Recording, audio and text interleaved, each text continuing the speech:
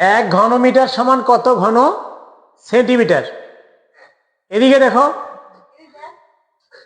এক ঘনমিটার সমান কত ঘন সেন্টিমিটার, এটা বের করতে হবে। তাহলে ঘনমিটার, এক ঘনমিটার দেখো, এক ঘনমিটার, ঘনমিটার,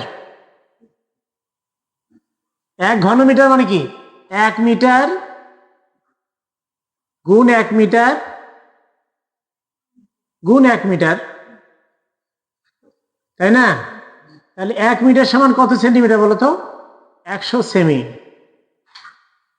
গুণ 100 সেমি